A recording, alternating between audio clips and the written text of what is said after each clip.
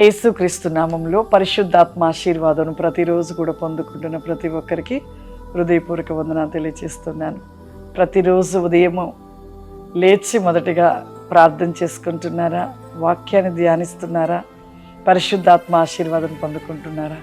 ఖచ్చితంగా పొందుకోవాలి. లేచిన వెంటనే ఈ లోకరీతైన పనుల వైపుగా మన మనసు పెట్టవద్దు. లేచిన వెంటనే మొబైల్ పట్టుకొని లోక సంబంధమైన వాటిని చూడవద్దు. లేచిన వెంటనే నీవు మోకాళ్ళు వేసి నీవు దేవుని స్తుతించేవానిగా ఉండాలి, స్తుతించేవారిగా ఉండాలి. లేచిన వెంటనే దేవుని గణపరచాలి. ఆ దినమంతా కూడా దేవుడు తోడే ఉండినట్లుగా ప్రార్థించుకోవాలి. ఆ విధంగా ప్రార్థించుకొని వాక్యాన్ని ధ్యానించి పరిశుద్ధాత్మ ఆశీర్వాదాన్ని పొందుకోనండి. ఖచ్చితంగా రోజంతా కూడా మీకు దేవుడు తోడే ఉంటాడు. ఏ పని విషయంలో దేవుడు విజయాన్ని ఇస్తాడు. ఈరోజు పరిశుద్ధాత్మ దేవుడు మనకిస్తూ ఉన్న వాగ్దానము యెషయా గ్రంథము 55వ అధ్యాయము 8వ వచనము.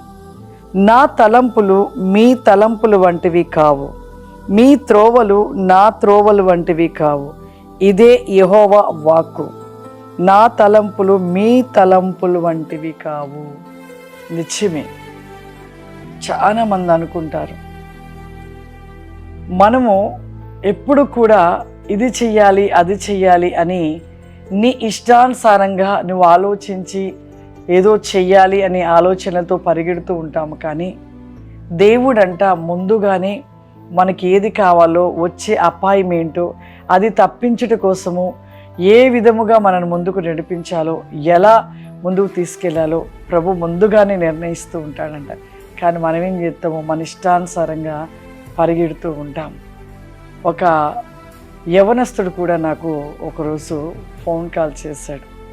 ఫోన్ కాల్ చేసి అంటున్నాడు అనమాట, అమ్మా నేను ఒక బిజినెస్ పెట్టాలనుకుంటున్నాను, ఆ బిజినెస్ను నేను ఖచ్చితంగా పెట్టాలి అని నా ఆలోచన, నా ఆశ అని చెప్తున్నాడు.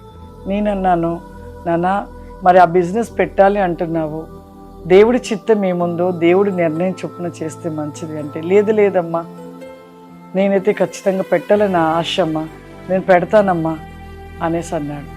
అలా కాదు నాన్న, దేవుడి నిర్ణయం ఉండాలి ఏదైనా అనేసి చెప్పినప్పుడు లేదమ్మా అనేసి అన్నాడు. అన్నాక సర్లే నాన్న అన్నాను. అన్న తర్వాతకి మరలా ఒకరు వచ్చేసాడు. చేసి అమ్మ మీరు ప్రార్థన చేయండి, ఏ బిజినెస్ పెడితే బాగుంటుంది అనేసి అన్నాడు. అంటే నేను నాకు ప్రభు తెలియపరిచిన విధంగా తనకు ఒక బిజినెస్ చెప్పాను. ఆ బిజినెస్ చేయనానా అన్నప్పుడు ఒకటి చక్కటి షాప్ పెట్టుకొని ఆ షాప్ నడిపించు అనేసి చెప్పాను. ఆ షాప్ కూడా ఫ్యాన్సీ షాప్ పెట్టమని చెప్పాను. ఫ్యాన్సీ షాప్ పెట్టమన్నప్పుడు అబ్బాయి అన్నాడు, లేదమ్మా నేను ఫ్యాన్సీ షాప్ పెట్టను, నేను చాలా నా ఆశలు నా ఆలోచనలు, నేను చాలా పెద్ద బిజినెస్ పెట్టాలనుకున్నాను. కేవలం ఒక చిన్న ఫ్యాన్సీ షాపు పెట్టడం వల్ల నాకు అది చాలా ఒక సీప్గా ఉంటుంది, నేను పెట్టనమ్మా అన్నాడు. ఏమో నాన్న, అది పెడితే నువ్వు అభివృద్ధిలోకి వస్తావనేది దేవుడు నాకు చూపించాడు అన్నాను. లేదమ్మా నేను పెట్టను అన్నాడు. సరే నీ ఇష్టం లే నాన్న అన్నాను. అన్నాక తను వేరొక బిజినెస్ పెట్టాడు. ఆ బిజినెస్ పెట్టాడు. కేవలం ఆ బిజినెస్కి దగ్గరికి ఒక 30 లక్షలు పెట్టాడంట. 30 లక్షలు పెట్టిన 1 ఇయర్లో తిరిగి మరలా 30 లక్షలు అప్పు చేశాడంట. అయినా కూడా నష్టమే. అప్పుడు నాకు మళ్ళీ కాల్ చేశాడు, అమ్మా మీరు చెప్పారు నిజమే, నేను దేవుడి చిత్తం లేకుండా నా ఇష్టానుసారంగా పెడితే 30 లక్షలు పెట్టాను, మళ్ళీ 30 లక్షలు నాకు అప్పయింది, మరలా ఎటుపోయినా లాసే వస్తుందమ్మా, నేను చేసిన తప్పు అన్నప్పుడు నేను అన్నాను, నాన్న మనము అనుకునేటివన్నీ ఒకటి, దేవుడు నిర్ణయం ఏంటిదో దేవుడు నిర్ణయం చొప్పున నడిచినప్పుడే మనం ఏదైనా పొందుకుంటాం. మన ఇష్టానుసారంగా ఏ విషయంలో పరిగెట్టకూడదు. మన తలంపులు వేరు, దేవుని తలంపులు వేరు. దేవుడు మనని ఎప్పుడు కూడా ఆశీర్వదించాలని చూస్తాడు. కానీ మనం ఏం చేస్తామంటే ఆయన ఆశీర్వాదం ఇస్తుంటే దాన్ని త్రోసివేసి మన ఇష్ట ప్రకారంగా పరిగెడతాం కాబట్టి ప్రతిఫలం పొందుకోము. కాబట్టి దేవుడి చిత్తాన్ని మనం అనుసరించాలి.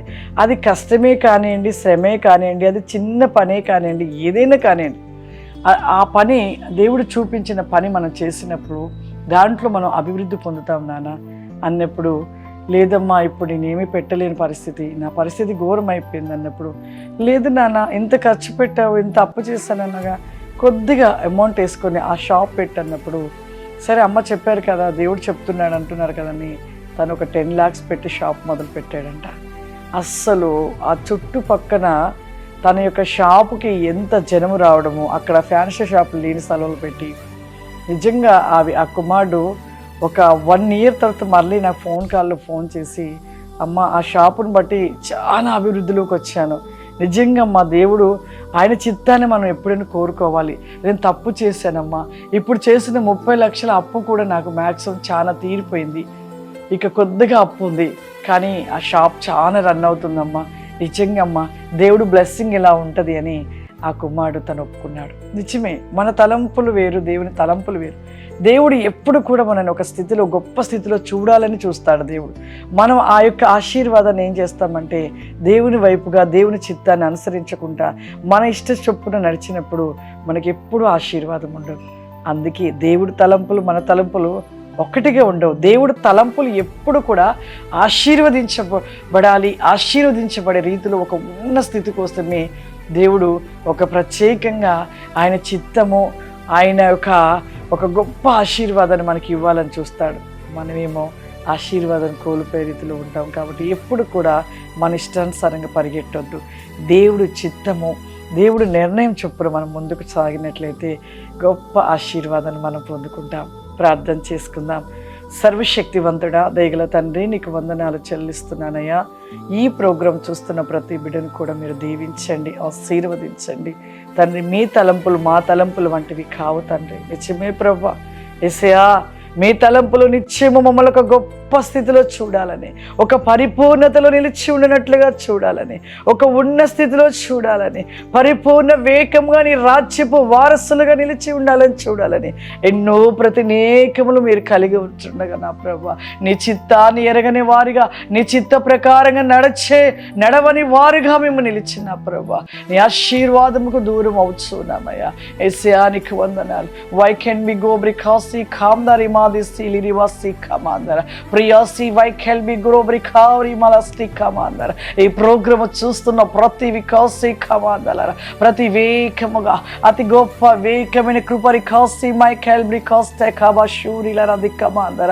ఓ ప్రతి నేకమైన కృపాశీర్వాదముల చేత ప్రభువా మీరు నింపండి.